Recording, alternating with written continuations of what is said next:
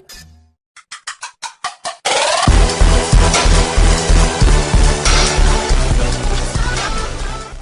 guys, I'm back today with Slash Reborn's third upgrade.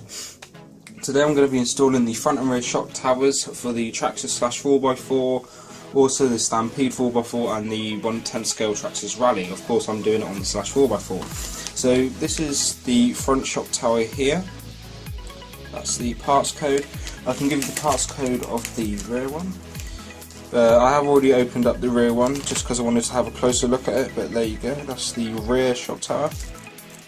And as usual I'm going to show you how to install it step by step onto my Traxxas Slash 4x4. Now if you guys wonder where I got this, all these shock towers from, I got them from Asia Tees. If you've seen my packaging video or unboxing video, you will see that I got this from Asia Tees. So this is the front shock tower. As you can see there, it's really nice and bulky. It's made of really sturdy plastic. RPM plastics are known to be one of the most durable, and really nice and bulky, much bulkier than the stock ones. In the package is who packaged it, and also some RPM stickers. So first things first, I'm going to show you how to install the front one first. Now if I bring Slash Reborn over, it's a bit off centre, I'll just bring it to there, that'll do.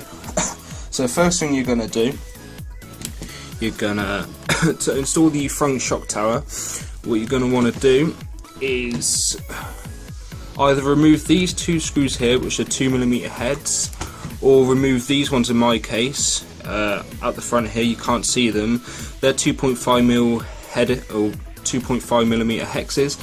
I can't remove these two because I've stripped them. So, and you're also going to want ahead and unscrew these three, which are 2.5mm as well.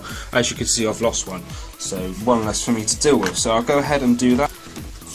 Right, hi guys, I'm back now, and as you can see, these are the screws I removed from the front of the bumper assembly.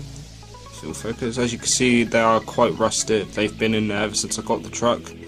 So I will be getting some stainless steel screws hopefully soon. And these are the bottom ones. As you can see, they are flat headed, so they don't have a button head.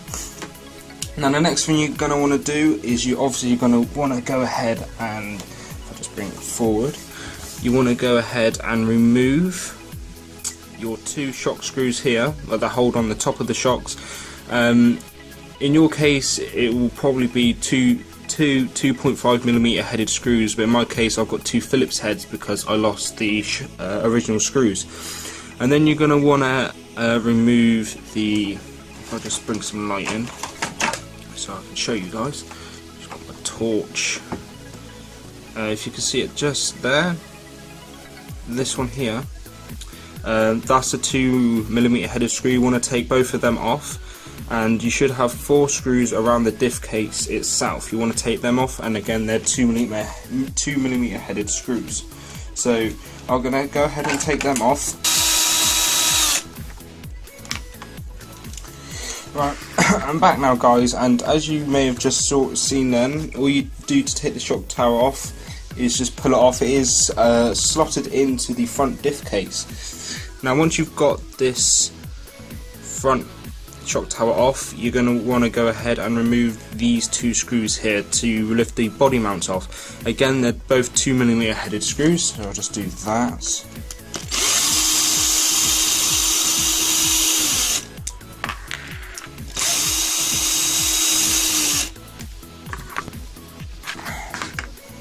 So now I've done that, there's the old shock tower. I'll bring over the new shock tower for you, and you can just see there how much of a difference there is. There's quite a big difference. I mean, the RPM on this one here is way more bulky, and I can feel it in my hands here that this plastic is much stiffer than this one, so it's more durable. So to put it back on is pretty much the opposite of how you took this one off. Now to put this on, make sure you put it in the right way. The grooves here are much deeper in So this bit here with the deeper grooves goes this side, so it mounts to these two here. So just like so, just slide it in, and then you're going to reinstall all those screws that you took off. So I'm just going to go ahead and do that. Hey guys, I'm back, and I've reinstalled the 4 screws around the diff housing, the 2 screws that hold the camber links in, and I've also installed these 2 screws that hold the shock, the body mounts to the shock tower, as well as the shocks themselves. Last thing to do on the front is obviously install your front bumper. So you want to flip the car over, and I'll scan, and I'll quickly do this for you, and I'll come back after I've finished. Hey guys, I've gone ahead and put the front bumper back on. I'll just give you a closer look of what the RPM shock tower looks like close up. Sorry about the lighting, guys. I am trying to figure out a fix on that, but this will have to do for now. But you should be able to see, I hope, that this is a definitely beefier shock tower, and I'm hoping to get the RPM body mounts to go with it. Now, the front one's done. We'll move on to the rear. So similar process to the front. You've got 2 screws here. I'll just grab my torch again. Got these 2 screws here, 2mm hexed, these 2. You've also got the 2 screws that hold on the camber links. I'll just bring it in closer. There you go. The 2 screws that hold in camber links, 1 each side, and again the 4 around the diff housing. And you've also got to remove this. There's a screw in here which is 2mm head, and these 2 screws here. So I'll cut the video and I'll come back when I'm done.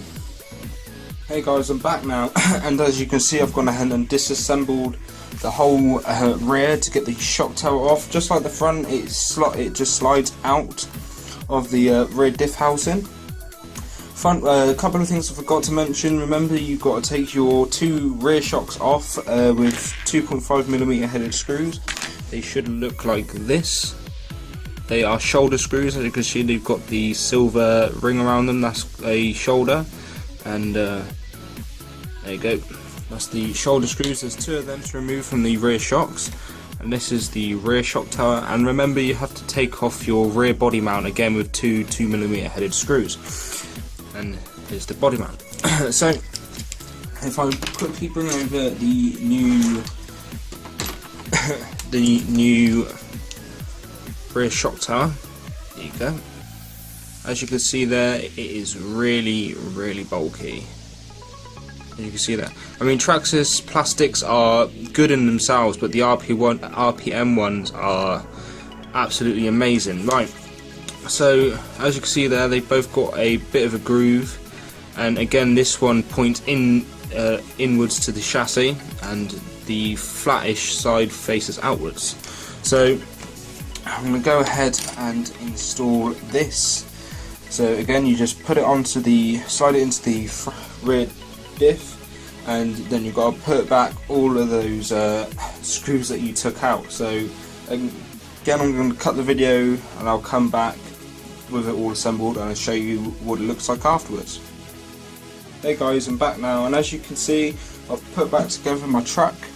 I'll go ahead and give you a closer view of the RPM rear shock tower. There you go, there you go. Really nice looking shock tower, much beefier than the original. I'm really happy I've got these 2 shock towers. I'll go ahead and show you the front again. Very easy to install, simple but effective. Really happy with this upgrade, and I will be getting more RPM parts very soon. Most likely the body mounts will be probably the next thing I will be getting for this car. But other than that, I hope you enjoyed this installation video of the front and rear RPM shock towers. I hope it was informative for you or entertaining. If you liked the video, please hit the like button. If you dislike the video, well, go ahead, but give me some feedback on how I can improve. If you like the videos on the channel, go ahead and hit the subscribe button. Always looking for some support, and I'll see you in the next video, guys.